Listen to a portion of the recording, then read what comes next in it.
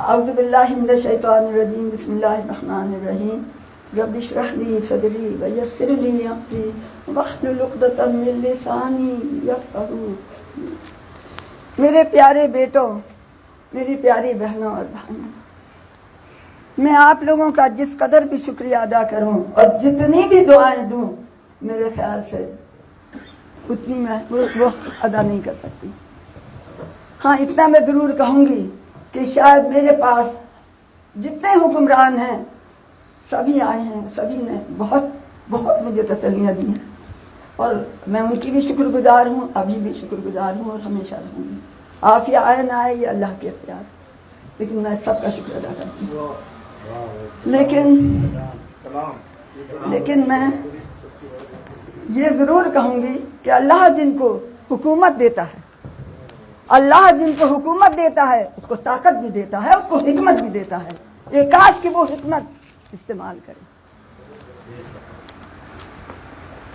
سکھا دیتی ہے قدرت جن کو اندازے جہاں بینی، سکھا دیتی ہے قدرت جن کو اندازے جہاں بینی، وہ ہر الجھی ہوئی گتھی کو سلجھایا ہی کرتے ہیں۔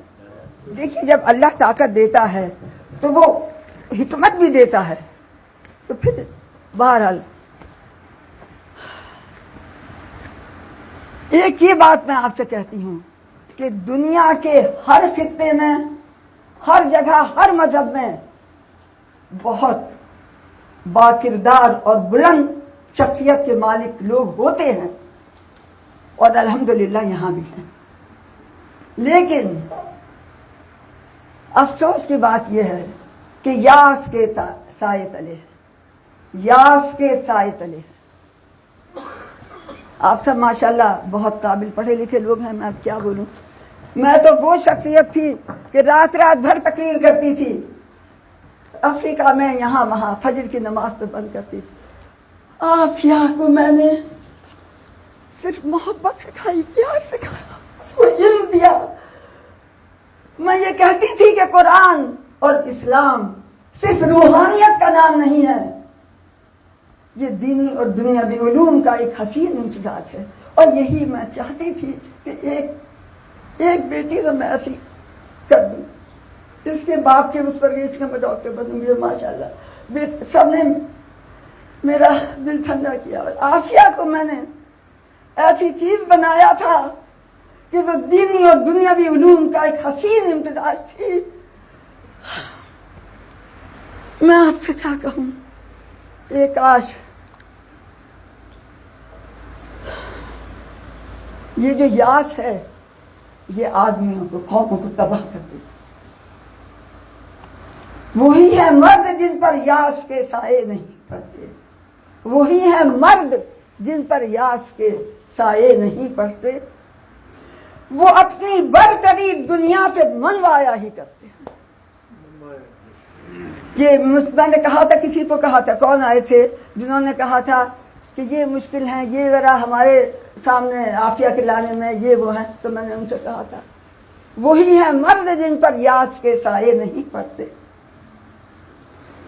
وہ اپنی برتری دنیا سے منوایا ہی کرتے ہیں۔ اور آپ کے سامنے ہے، اور دنیا میں ہزاروں مثالیں ایسی موجود ہیں، ہزاروں۔ چلیے دنیا کو چھوڑ دیجیے، پاکستان کو لیجیے، پاکستان کے اندر ہر چھوٹا بڑا جاہل فقیر بادشاہ ہر جانتا ہے کہ آپ نے ایک پتہ نہیں 3-4 آدمیوں کے قاتل ریمن ڈیوس کو کس شان سے چھوڑ دیا۔ سب جانتے ہیں، یہ سب۔ یہ میرے دل سے پوچھئے، میں نے غلط بات نہیں کی کہ وہی ہیں مرد جن پر یاس کے سائے نہیں پڑتے، وہ اپنی برتری دنیا سے منوایا ہی کرتے ہیں۔ انہوں نے منوائی کہ نہیں منوائی؟ آپ بولیے، کیا ہمارے ملک میں؟ خیر چھوڑیے، ملک کی ماشاءاللہ بہت ہیں۔ یہ لوگ ایک بڑا سوال ہر شخص کرتا ہے، میں بڑی پریشان ہوں کہ یہ مصیبتیں، یہ مشکلیں، بڑے بڑے ظلم نیک لوگوں پر ہی کیوں ہوتے ہیں؟ ابھی بھی مجھ سے پوچھا، میں آ رہی تھی کہ یہ کیا بات ہے کہ نیک لوگوں پر زیادہ ظلم ہوتے ہیں اور زیادہ مصیبتیں آتی ہیں، اور جو بدکار ہیں وہ عیش کر رہے. ایک کاش کے قرآن کھول کے کوئی دیکھ لے. پورے سورہ زخرف ہے, سورہ عنکبوت تو شروع ہی سے ہوتی ہے کہ دیکھ جنت اس قدر سستی نہیں. ہم کھوڑے اور کھٹے, کھوڑے کو اور اکٹھا کر کے دیکھا. وہ روداد شداد و حجاج کیا تھی, سن رہے نا, وہ روداد حجاج و شداد, وہ سقراط کو زہر کس نے دیا تھا؟ وہ روداد شداد و حجاج کیا تھی, وہ سقراط کو زہر کس نے دیا تھا؟ میں بے درد دنیا سے یہ پوچھتی ہوں, مسیحا سے کیا جرم سرزد ہوا تھا؟ وہ طائف میں کیوں سنگ باری ہوئی تھی, وہ طائف میں کیوں سنگ باری ہوئی تھی, اور سرے کربلا خون کس کا بہا؟